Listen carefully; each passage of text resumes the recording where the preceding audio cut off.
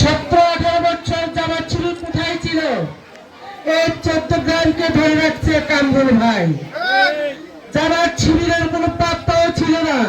5 আগস্টের পরে ওরা উড়াইয়া জুয়ে বসছে, তাই না?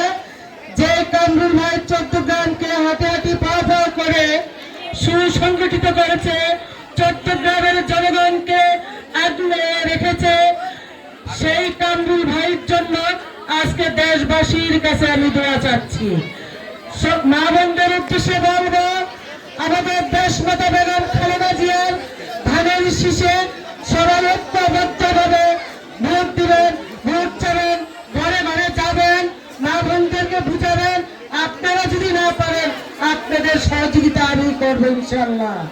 আমি প্রত্যেক ইউনিয়নে আমি হাতে হাতে পা করে প্রত্যেক ইউনিয়নের মা বোনদেরকে বুঝার চেষ্টা করতেছি। তো ধানের শীষে সবাই ঘরে ঘরে যে মা বোনদেরকে বুঝাবেন, ধানের শীষে ভোট চাবেন, দেশনেত্রী বেগম খালেদা জিয়াকে ক্ষমতায় আনার চেষ্টা করবেন। যারা শিবিরে তারা তো যাক, সবাইকে সবার উদ্দেশ্যে বলি, সবার মা বোনেরা